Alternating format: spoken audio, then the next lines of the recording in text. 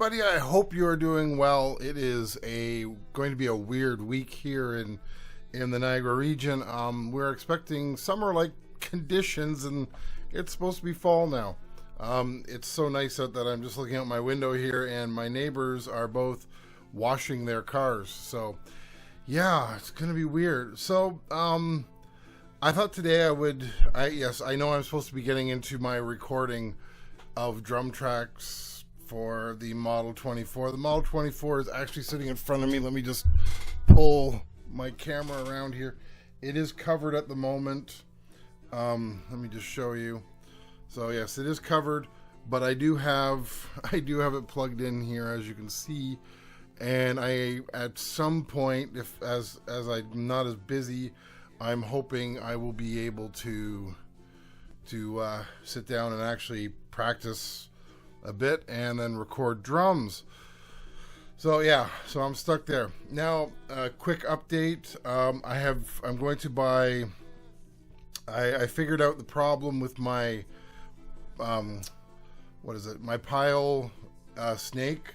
The problem is that they didn't put any heat shrink around the wires. So what I'm going to have to do, it's going to be a winter project for me, I'm going to go disconnect every single end, so every single XLR end, and then I'm going to put a piece of heat shrink on it, so a little, just like a little tube of heat shrink and then resolder everything, and then put the heat shrink over it, heat it up. So that should stop it from twisting. That should stop it from twisting and then causing me all this grief and pain and suffering that I've been dealing with on it. So yeah, that I'm going to hold up until the winter. Like I'll do that over the winter when I have some time, because yeah, with it being so nice out and the grass growing and everything else, and it's best to just go outside and enjoy yourself. So what we're going to do today is we're going to go back and add, because a lot of people have asked questions again, and it's becoming kind of a recurring thing where I'll do a couple tutorials, and then I'll answer some questions, because it just seems to be the way it is. So first off, once again, thank you so much for watching the videos. Thank you so much for when you tell me that it actually helped you. That's the whole point of the videos. Thank you for asking more questions, because that just gives more videos and it helps more people. So first question I'm going to ask is from Poet Soul Fighter. I've got him up on the other screen here. My question is, do you export after mastering, or do you do it so you can mix and master on a DAW? Also, do you mix and master on the DP24 before you export it to CD? So for me, I do everything on the DP32, which is also the DP24. Same concept in many ways. Yes, when I'm finishing a song, I master it, or I do the mix down, and then I master it, and then I do normalization. I do that always. I do not. There's no time where I will say, well, I don't need to do a mastering of it, I'm just gonna do a normalization. No, I go through and I do the actual mastering, and then I do find that if you listen to even the preloaded ones are just they're decent, they sound good. And I will go through, and I'm getting a ton of dings on my phone here. I will go through and I'll just go listen to them, because they are, they sound good, and then I'll find the one that I like the best. I don't worry about any of this junk where it has to fit under this category and blah blah. Nope. If I like the way it sounds, like if it actually brought the song out, which I find it does. Like if you listen to like I just released Sad Ukulele. I'm gonna put a link, and I'm gonna use it for the song to play as well. It is now on Spotify, and the biggest reason why I released that was I used it for my demo to do the mix and mastering from the Model 24, and then using the DP32 in this case to do the final mastering of it. And I loved it so much. I was like, that sounds awesome. So I decided I'm going to release that. That's going to be my Spotify release. So I felt so confident about the mastering and the mix down and the normalization done by the DP32, which is, yes, like I said, the same as the DP24 roughly, that I released it as on Spotify. Like, so I was willing to release that out to the world on a major platform, which is what Spotify is. You can't get away from it. Spotify is a major platform. I released it on Apple Music. I did it on all streaming sites. It wasn't just for Bandcamp. It wasn't just for Reverb Nation. No, it was right across the board. So that is how confident I feel about it. I love using the mastering tools on the DP32. I believe that they are really that good. So yes, now if I were to export to a CD, I'm assuming you have an older DP24 where you do have a CD player. I have never used one of. I don't have that. I had bought my DP32. I was originally going to get the DP32 with a CD player, but the only one they had in stock was broken, and at that point Tascam had discontinued the DP32s and moved to the DP32 SDs. And also, funny enough, it was actually like $100 cheaper at that time to get the DP32 SD. Now it's not the same anymore, but that's the way it was then. So, and I was like, okay, well, I'm really not going to use a CD player. And the other thing was it didn't have MIDI on it, and I don't really use MIDI. So it was like, yeah, I'm fine with not having either of those things and saving $100. So that's what I ended up doing. So, yeah, so I've never done a CD, but if I were to do a CD, I can't anymore because my new computer here does not have a CD player or burner or anything. But I would transfer the songs onto, like, I would transfer them from my computer from the console onto the computer, and then I would then burn them onto a CD. That's how I would do it.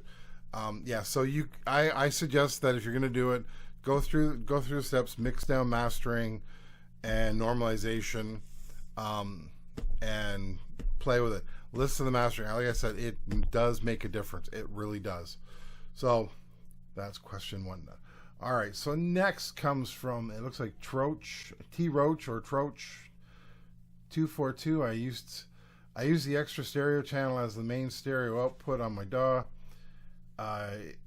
That way, if I'm recording mostly hardware, etc., but needed some additional tracks, and he's talking about the last channel, the one on the Model 24 that doesn't have an XLR, doesn't have anything like that. He's using that as an external, and yeah, that to me makes sense. That's what it seems to be the best for. Is if you have an external, best place to use it is. That's if you're going to use it for anything, then yeah, use it as your listening track for your mixing. That's perfect for your DAW. That's what I would do too. And it is kind of a weird channel. I do have a hack that I'm going to do.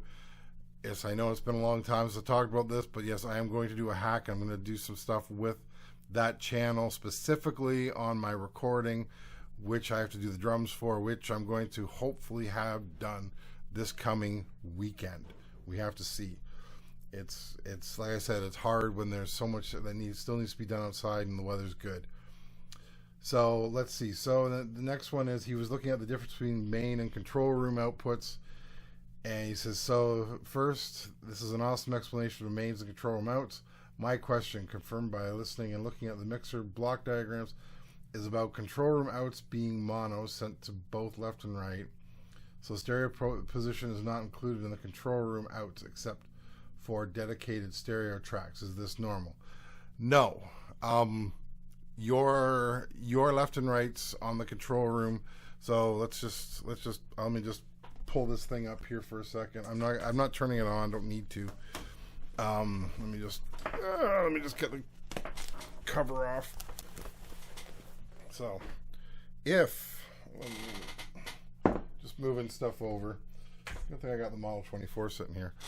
So if, I broke it. If you have a mono channel like these and you have them left and right, you have them panned like this, your control room left and rights should be working along with it. If they are not, chances are you have our little friend, the pain in the butt PFL button down on those, because if you have PFL down, then it acts like a mono. Like in this case, that was down. Didn't even notice it. That one's down too. Didn't even notice it.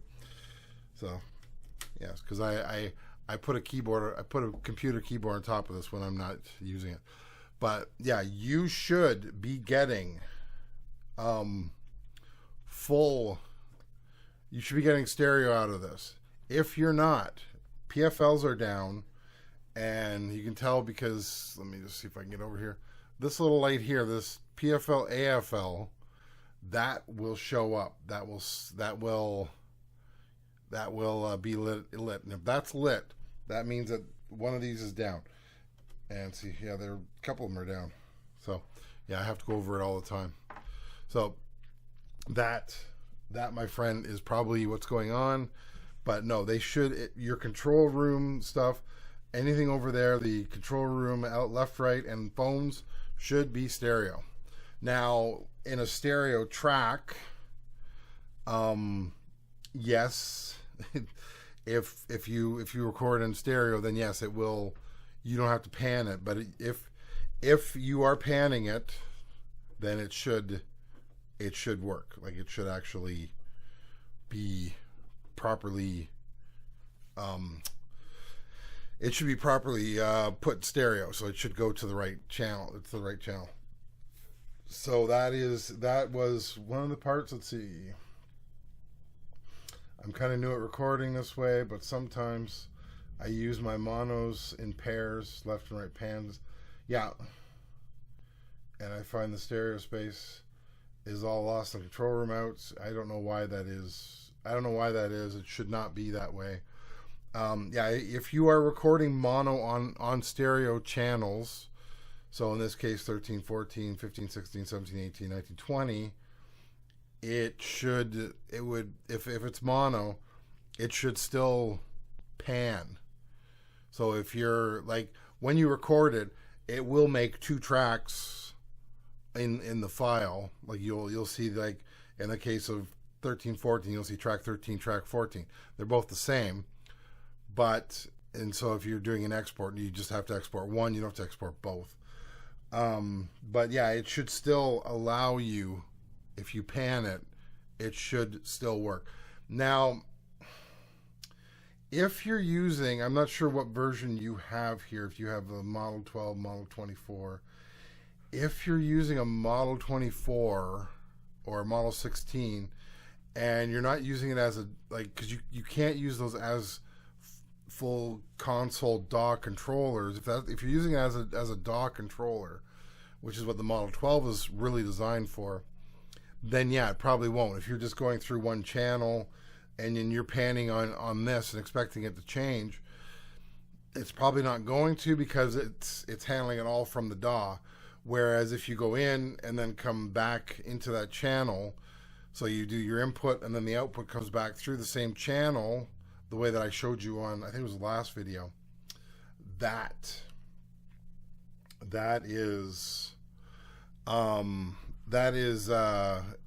will work.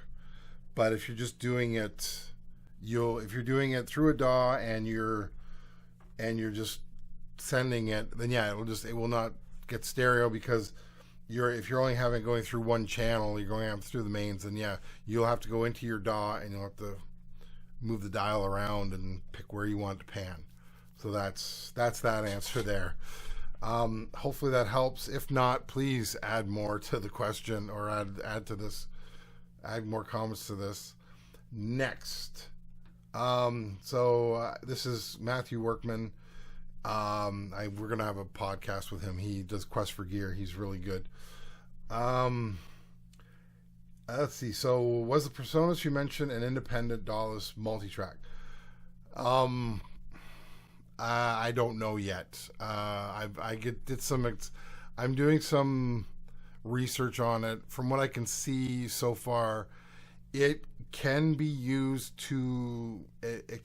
as a mixer with a 2-channel record, meaning that it will take what's on what you've mixed and it will record it onto an SD card as a stereo mix. So it's kind of like having your master file on the model series, where you have the master file, which is a mix down of everybody together, and it will be on that one track. So that's oh, sorry.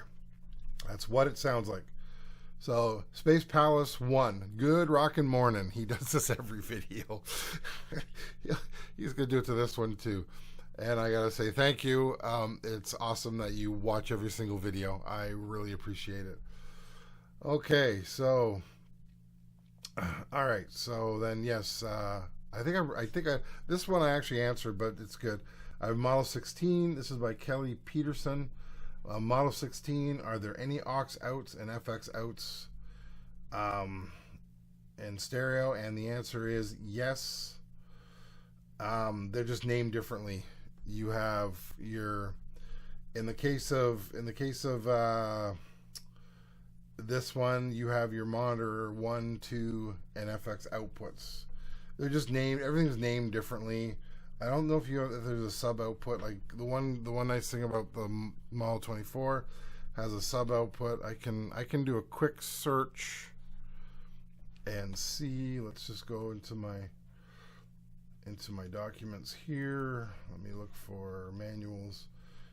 I have so many manuals. I just keep manuals together. Let me look at Tascam. And then we will go to Tascam Model 16. Alright, I pulled up the Model 16 Tascam. Yes. Oh no, there's sub-outs on there too. So you have left-right sub-outputs. Monitor 1, 2, they would be mono. FX would also be mono. So yeah, those are not going to do what you want. The main outputs are left-right. Yeah, so you do have them. It looks like it's pretty much the same. It's just a different configuration than what I have on the Model 24. So let me just quickly, we'll go over here. You can see the screen. And as you can see, yeah, so you have your main outputs here. Main outputs here. You got your foot switch, sub outputs, and Mon 1, 2, and FX, left, right, phones. Interestingly enough, this part here, so the main output, auxiliary output, and the control room outputs, they match the Model 24, but for some reason they decided the foot switch button needed to be down in line with the control room outputs, and the sub outputs are up here. And yeah, the other thing is here you have dial EQs, whereas you have a graphic EQ on your Model 24, and I don't even know what you have on the Model 12. I don't have that manual up, but yeah, one thing I do is I keep a lot of manuals online for myself, because that way I can just go and I can pull them up whenever I need to and say, hey, what about this? So right now I'm just looking at my Tascam ones, and I have about 16 different manuals in there. A couple of them are just like things they've added to like the Model 12 and that, the new systems and that. But it's, yeah, and I just keep everything. I try to keep manuals to everything I own and everything I used to own, and that way I can just go look it up quickly, because people ask questions all the time. All right, so yeah, so we went on to a big discussion, and I ended up saying, yeah, you need a Y separator, and he figured out what he was doing wrong, so that's good. Yeah, so let's see. Are you using control room for your outputs? I have mine set up and running through channel 1, 2 initially, and that is because I'm using the device as an interface. Yes, I use control room outputs. Control room out, the 1/4 inch control room outputs. I don't use the mains in here, unless I'm recording or we're using it as a PA, more of a PA system. The mains are more if you're using your Model 24 or your Model Series as a PA system, where the mains are the main sound coming out of the system that you're using, and you're going to broadcast that over the speakers.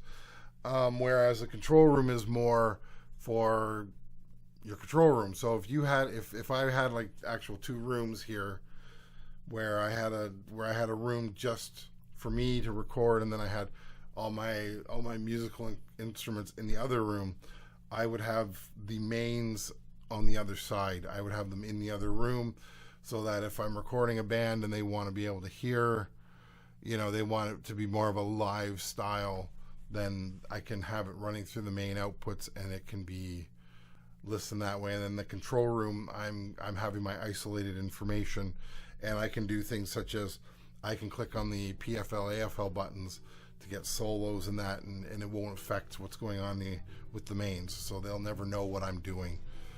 And yeah, it's a good system to use for that. That's why I always say this is a good system for doing live. It's definitely good for live. And I was asked about 5 instruments hooked up to the outputs. That's what I was doing on the last video. So yeah, that's about it. And then somebody asked if they should get a Zoom R8. I have no idea. I don't know. I'm still hoping at some point to get my hands on a Zoom system. The only one I have is my little 4-track handy recorder, which I use to walk around with and record things, which is what it's designed for. But yeah, so that's about all I have. I don't have the actual more of a console style one, but I am looking at getting something to try.